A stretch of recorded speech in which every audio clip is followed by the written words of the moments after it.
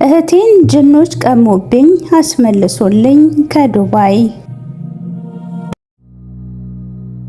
ይህ የቀልብ ዶክተር ድምጽ ነው። አልሐምዱሊላህ። ታካሚዎቻችን የሚድኑ በእኛ ኃይል እንዳይመስሎት በአላህ ኃይል ብቻና ብቻ ነው። ከቀልብ ዶክተር ዓላማ ውስጥ የአላህን ተአምር ማንገስ ዋነኛው ነው። በየጊዜው በቀልብ ዶክተር ታክመው መዳናቸውን ማመን እስከሚያቀታቸው ሲቃይ የተናነቃቸው ሲገልጹ የአላህ ተአምር ምን ያህል የገዘፈና ግልጽ እንደሆነ ያሳየናል። ከህመም ወደ ጤነኝነት፣ ከጭንቀት ወደ ደስታ፣ ከጨለማ ወደ ብርሃን፣ ካላሰቡበት ወደ ስኬት የደረሱት በአላህ ተአምር ቢሆን እንጂ። ልብ ለአላህ እጅ የሰጠና የተናነሰ ሲሆን ግልጽ ይሆናል። አላህም እንዲህ ይለናል፣ አላህን ትገነዘቡና በእርሱም ታምኑ ዘንድ በችሎታው ላይ ያስረጅ የሆኑ ግልጽ ተአምራቶችን ያሳያቸዋል። አልበቀራ። ኑ ባላህ ቃል ያላህን ተአምር እናግስ። ሕክምና ማግኘት ሲፈልጉ ይሄንን ሊንክ ይጫኑ።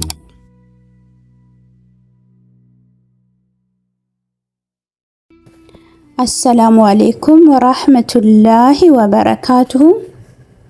ውድና የተከበራችሁ የቀልብ ዶክተር ቤተሰቦቻችን እንደምን ከረማችሁልን?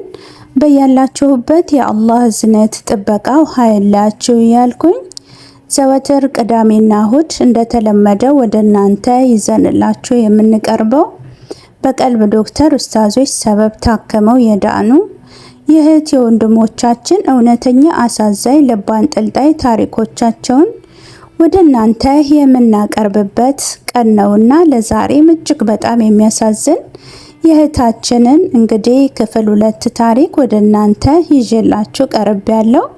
ክፍል 1 ላይ እጅግ በጣም የሚያጓጓ የሚያሳዝን በጣም ብዙ የሚያስተምር እንግዲህ 2 ታማማቾች በማያውቁት ሀገር በረሃ ውስጥ ደላላውንም ጨምሮ የተወስዷቸው እንደነበር አይተን ነበር። በጣም የሚያስፈራ ሁኔታ ላይ እንዳሉ ግልጽ ነው።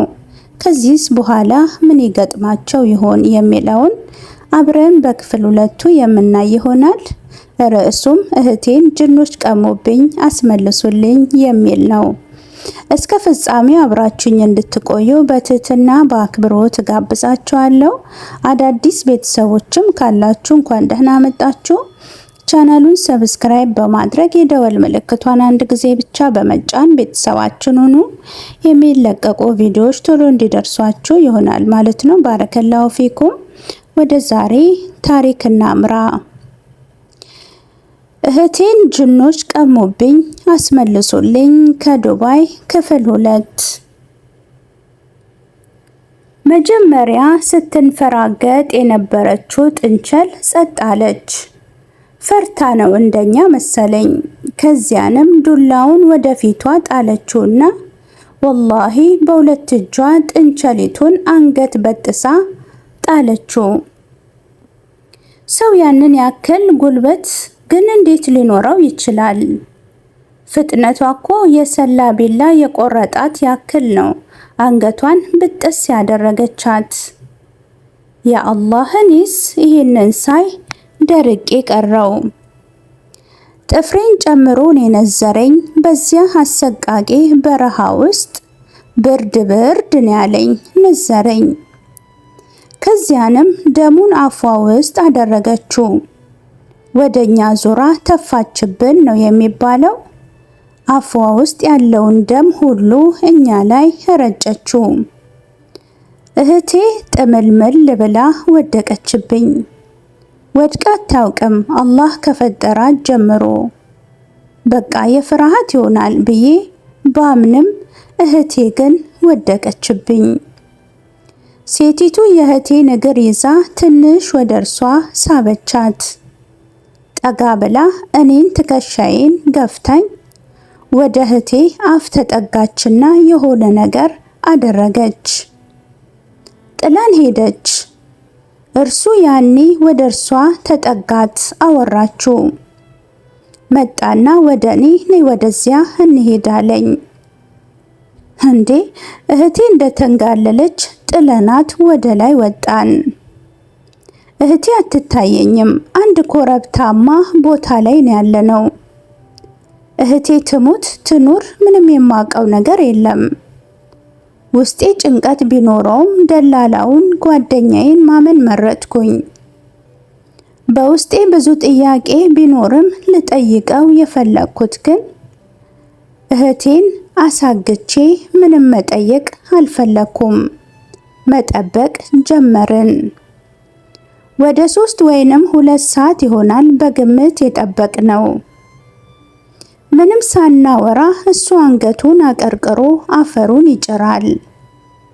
እኔ እዚህ ሰው የማይመጣበት ድንጋይ ላይ እንዴት አስችሎት ተቀመጠ ብዬ አየዋለሁ።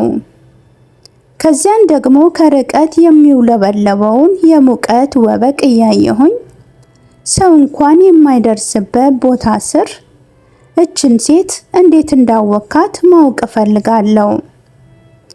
እንደዛ በሐሳቦች መሃል ሳለው ከኋላችን ኮቴ ሰማንና ዞር ስንል እህቴ ናት። እንደዛ ጠቁሯና ፊቷ ተጎሳቅሎ የነበረችው እህቴ አሁን ቁመቷ ሳይቀር ረዝሞብኝ ራመድ እያለች ወደኛ ትመጣለች። አየኋት። እህቴ አልኳት። እንሂድ አለችኝ። እሺ አልን፣ ሄድን። መንገድ ላይ ብዙ ጥያቄዎችን ጠየኳት። እህትሽ አልመስል አለችኝ። በቁጣና በዝምታ ነው ጥያቄዎቼን የምትመልስልኝ። ውስጤ ተጠራጠረ። እዚያ እህቴን ጥዬ መጣው ይሆን? እቺ ማናት ብዬ ውስጤ በጣም ይፈራላቸዋል። ስትመለስ መረጋጋት ያለው ቁጣ አለ አይደል? ትልቅ ሰው ሕፃን ልጅ ሲያጠፋ እየተቆጣ እንደሚመልሰው መልስ ነው የምትመልስልኝ። እኔ እስኪለቃት እታገሳለሁ እንጂ የማውቃት እህቴ እርሷ አይደለችም ብዬ ተውኩት። በዚህ መሃል ግን ቅድም እንዳልኳችሁ ደላላውን ጓደኛዬን መጠየቅ ፈለኩኝ። ማንም ሰው ከሌለበት በረሃ ስር እንዴት አድርጎ ሊያውቃት እንደቻለ ሴትየዋን ታሪኩን ሲነግረኝ ግን በጣም ነው ማመን ያቃተኝ። ያ አላህ፣ እርሱ እንዲህ ከኢትዮጵያ ወደ ስደት ይመጣል። የመጣው ደግሞ እንደኛ ህገወጥ በተባለው መንገድ ነው። እናም በሚመጣበት ሰዓት መሃል መንገድ ላይ ጀምሮ የሆድ ህመም ይጀምረዋል። በምንም ተአምር ሊለቀው አልቻለም። በቃ ቀና ማለት ጎንበስ ማለት ያቅተዋል። ሌሊት ቀን ላብ በላብ ይሆናል። ይህንን ለማንም ሳይናገር መሃል በረሃ ሲያቋርጡ ራሱን ይስታል። በዚህ ሁኔታ ውስጥ እያለ ትንሽ ተንከባክበውት ይነቃል። ነቅቶም ግን ህመሙ አላስችል ሲለው ማስመለስ ይጀምራል። ተመልሰን እንወስድሃለን ብለው ፎግረውት ለሞት ጥለውት እዚያ በረሃ ላይ ይሄዳሉ። በውሃ ጥም ተሰቃየው አለኝ። እህቴ እናቴ ትዝ ይሉኝ ጀመር። መቃዠቱላ ጀመርኩኝ።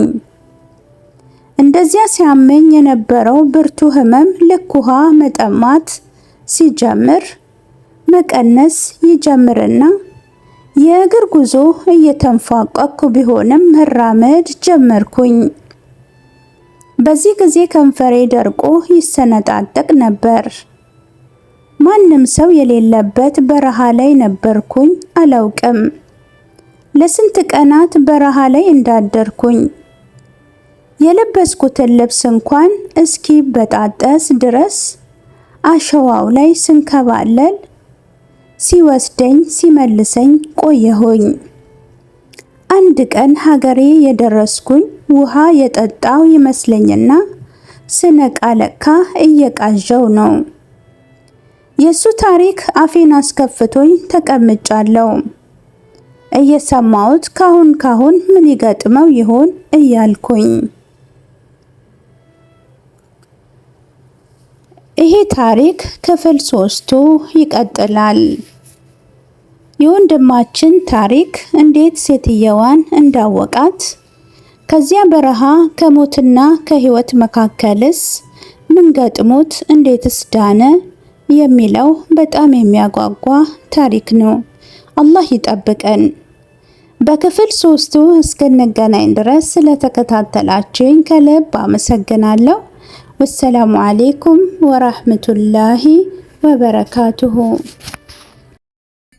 እንኳን ወደ ትክክለኛው የአፍያ መንደር በሰላም መጡ። የቀልብ ዶክተር በሲህር በጅን በአይንናስ እንዲሁም የስነ ልቦና ጫና የደረሰባቸው የሰው ዘር ፍጥረታት በሙሉ ታክሞ የሚድኑበት ነው። ሕክምናው በቁርአን፣ ሕክምናው በአስካሮች፣ ሕክምናው በዱዓዎች በሰደቃ የሚካሄድ ሲሆን ነቢያዊ ሱናን በተመረኮዙ እጅግ ጥበብና እውቀትን ባካበቱ የሩቃ ዶክተሮች ይታከማሉ። እወቁ፣ ሕክምናው ሸሪዓዊ ብቻ ነው። አያምልጦት፣ እድሉን ይጠቀሙ። ባሉበት ሆነው ራስዎን ያክሙ። ሕክምና ማግኘት ሲፈልጉ ተከታዩን ሊንክ ይጫኑ።